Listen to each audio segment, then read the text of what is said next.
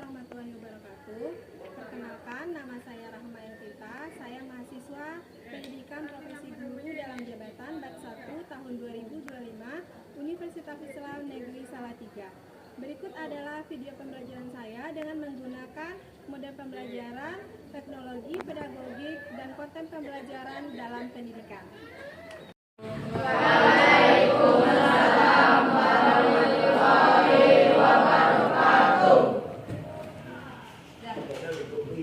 Sebelum kita mulai, mohon kepada ketua kelasnya silakan siapkan untuk berdoa terlebih dahulu.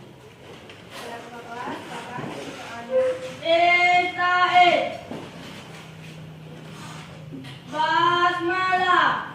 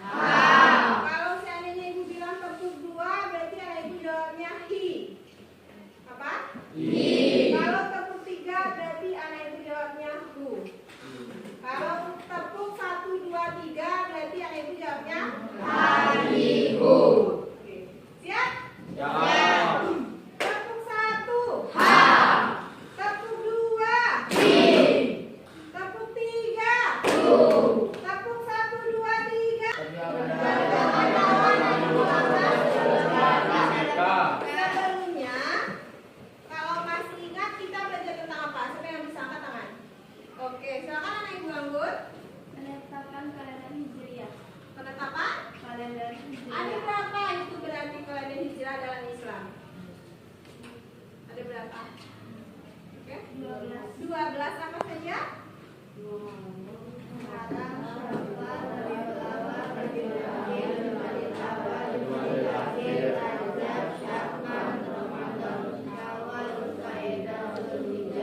Oke. Siapa lagi yang bisa? Yang masih ingat materi yang minggu lalu? Yang sudah memahami materi yang sebelumnya. Sekarang kita masuk ke materi yang kedua tentang apa tadi, Kak? Tentang perjuangan dakwah Nabi di Mekah. Oke. Sebelum anak ibu masuk ke dalam pembelajaran ini, ibu akan menyampaikan terlebih dahulu apa tujuan anak ibu belajar materi ini. Pertama, supaya anak ibu dapat memahami kondisi bangsa Arab sebelum Islam itu masuk.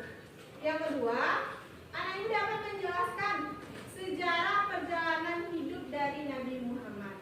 Ada dua yang tadi, anak ibu tahu tentang kondisi orang Arab sebelum Islam, dan anak ibu tahu tentang sejarah dari perjalanan hidup dari Nabi Muhammad. Oke, lihat, nampak peta yang digambar.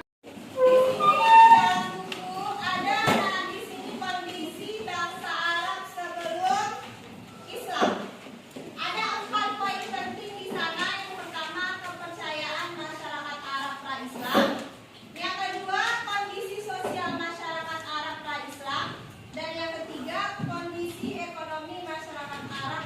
Islam.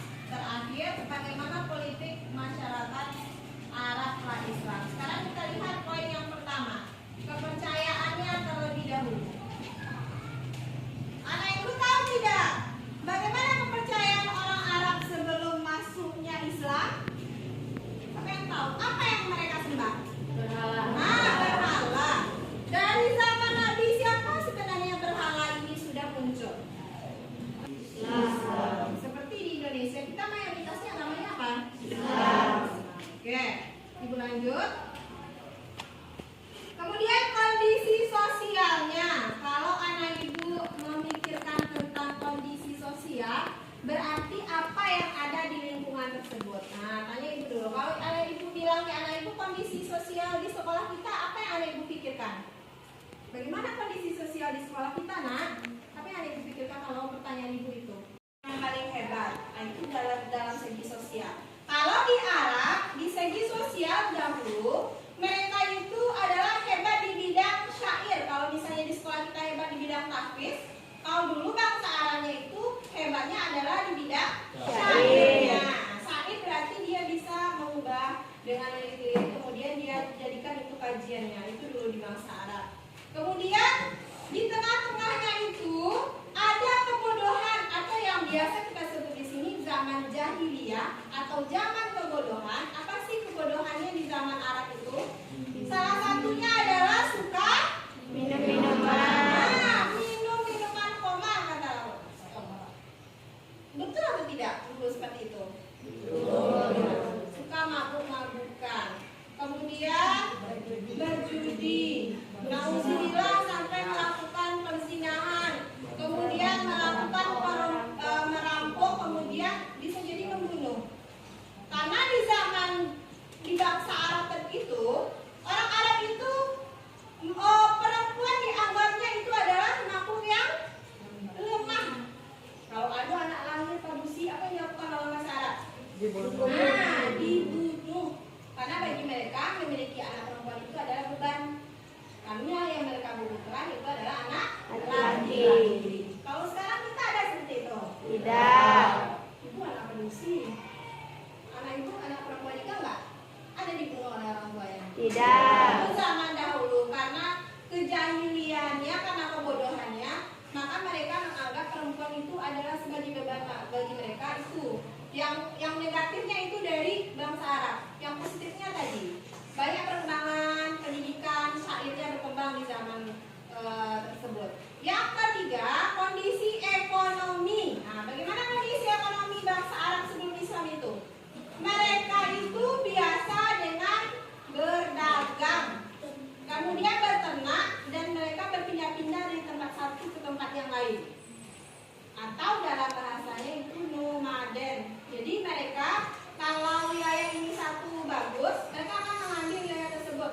Tapi kalau sudah tak bagus lagi, tak subur lagi rumputnya dan segala macamnya, nanti mereka akan pindah lagi untuk mencari wilayah yang bagus lagi untuk ternaknya. Itu dulu di bidang ekonomi. Kemudian kondisi politiknya, bagaimana kondisi politiknya? Kalau kita bicara politik di sini, berarti politik yang Anda ibu ketahui apa sekarang kalau di bidang politik? Siapa presiden kita? Bapak Prabowo Subianto. Kalau itu di segi politik, kalau orang bertanya berarti itu dulu seginya. Kemudian siapa nama menteri kita, itu yang dari segi politik. Kalau dulu di bangsa Arab kondisi politiknya bagaimana? Nah, ini Jazirah Arab terpengaruh oleh dua hal, yaitu interaksi Uni Arab dengan Kekaisaran Bizantium dan Persia. Itu politiknya. Mereka banyak dipengaruhi oleh hal tersebut, makanya berkembang sangat pesat. Ini sebelum Islam masuk ke sana. Nah, ada berapa tadi Luna kondisi bangsa Arab sebelum Islam? Dua atau empat? Empat. Satu? Sering bisa jawab? Satu apa tadi? Apa? Prinsip-prinsip kepercayaan dari bangsa Arab sebelum Islam. Mereka menyembah apa tadi? Kedua, kondisi kondisi sosial masyarakatnya. Yang ketiga, ekonomi. Yang terakhir, kondisi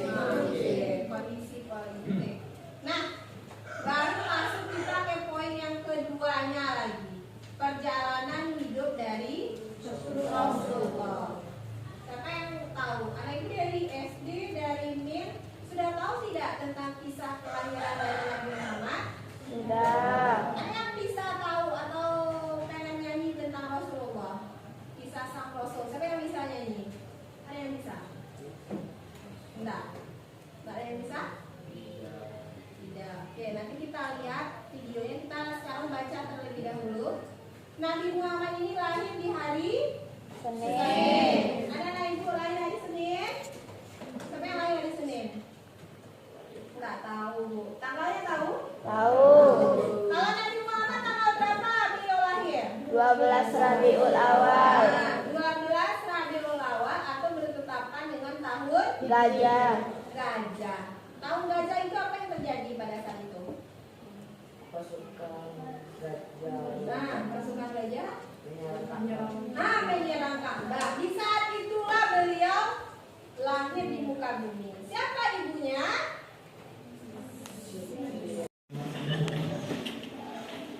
Ini ada tentang kisah rekap dari Nabi Muhammad, dari beliau dilahirkan hingga beliau meninggal.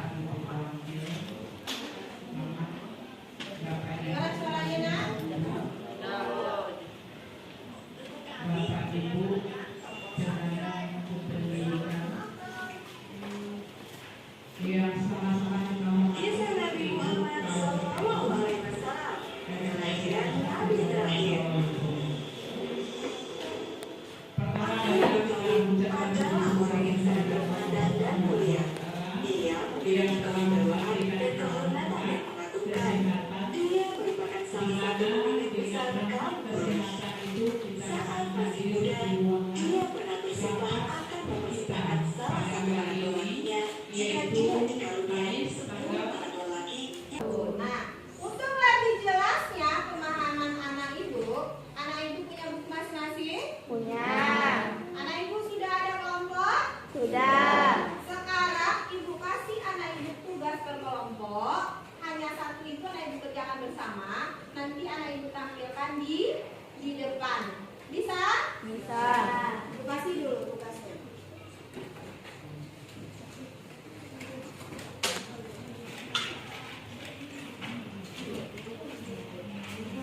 Buat nama kelompoknya. Terus anak ibu bacakan nanti di depan. Anak ibu bisa juga cari di bukunya.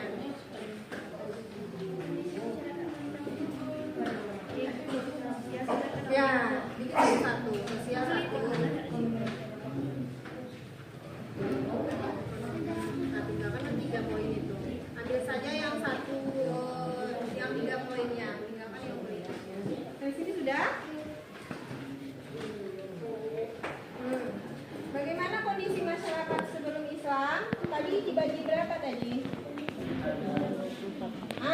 Dibuat diminta berapa? Berarti jelaskan 3. Nanti anak itu menjelaskan. Siapa yang buat?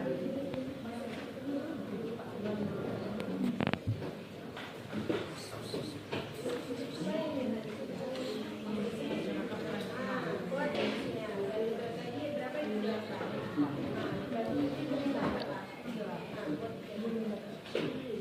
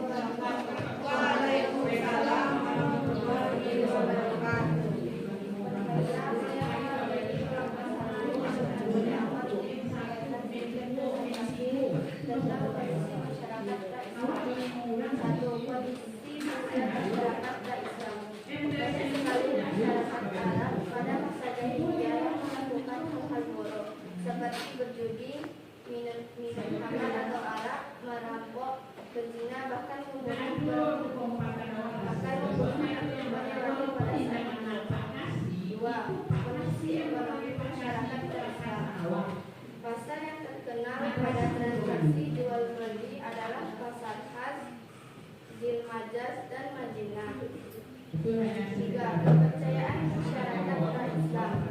Pada zaman Nabi Ibrahim, banyak masyarakat sekitar Jazirah Arab yang menyembah berhala. Bahkan ayah Nabi Ibrahim pun Rencana kemarin yang satu itu sampai ibu yang ini. diletakkan di samping Ka'bah. Kalau tidak, kurang dengan Gambar nomor 3, dakwah secara kalau itu terang-terangan. lewat video, kalau di bawahnya kan 4. Dakwah secara sembunyi-sembunyi. kalau Ada pertanyaan ulangannya? jadi tinggi dia ini karena 7 kali 20. Oke, pertanyaan pertama dari kelompok 2. Kenapa orang dulu itu menyembah berhala? Siapa yang tahu jawabannya?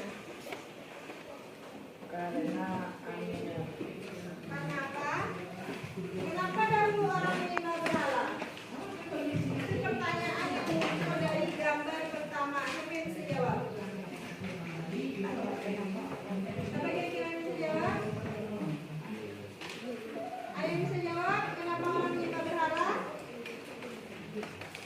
Ada yang bisa nak? Angkat tangannya. Silakan jawab dulu. Bisa Rizky? Kenapa orang dahulu menyembah berhala?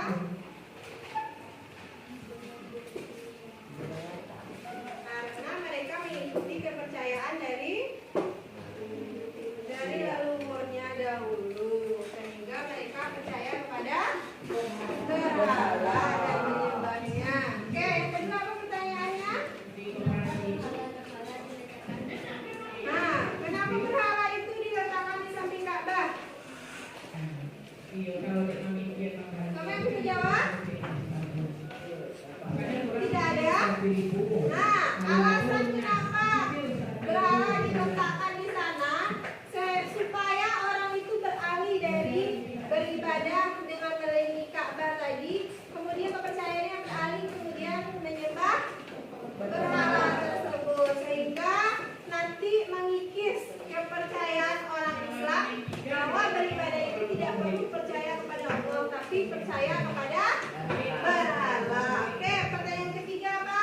Siapa yang menentang dakwah secara terang-terangan Nabi Muhammad? Nah, siapa yang menentang dakwah Nabi Muhammad secara terang-terangan? Siapa tadi menjelaskan?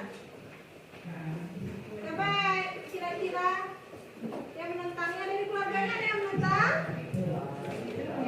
Ada? Siapa yang menentang? Abu Lahab. Silakan ke Abu Lahab.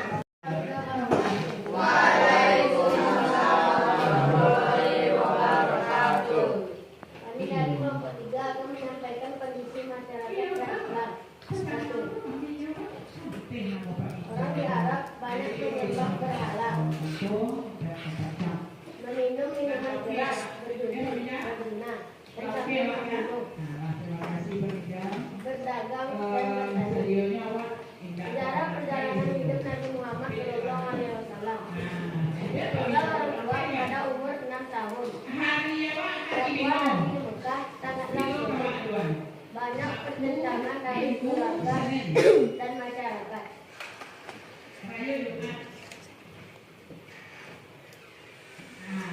Jadi kita kasih hari tasrik libur. Hari tasrik itu Sabtu Senin. Pertanyaannya sudah? Belum, silakan sampaikan. Apa pertanyaannya? Ada yang dari gambar itu. Apakah masih ada orang yang menyembah berhala? Oke, pertanyaan ini dari kelompok 3. Menurut anak ibu masih ada tidak orang yang menyembah berhala? Di Indonesia saja ada tidak orang yang menyembah berhala? Karena di Indonesia banyak ada agama. Tapi kita tetap saling menghormati dan menghargai agama yang berbeda dengan kita. Bagus, toleransi bertambah terang. Yang kedua apa? Apakah masih ada berhala di samping Ka'bah? Siapa yang sudah pernah pergi haji atau umroh? Ada Kak? Ada di dekat Ka'bah berhala? Tidak. Sudah tidak ada karena perjuangan Nabi Muhammad itu sudah berhala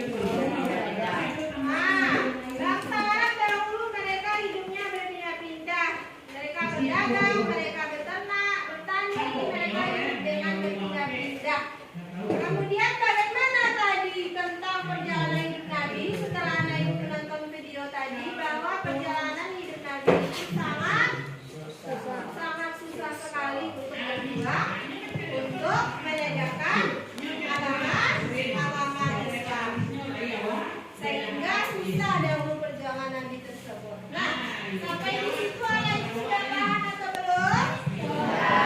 Materi kita dari dua tadi tentang kondisi bangsa Arab, kemudian tentang sejarah hidup Nabi. Siapa yang bisa angkat tangan? Oke, silakan anak ibu Regina, silakan. Boleh di situ saja menjelaskannya. Muhammad lahir pada hari Senin 12 Rabiul Awal bertepatan dengan Gajah. Nabi Muhammad menjadi ratu pada usianya yang 6 tahun.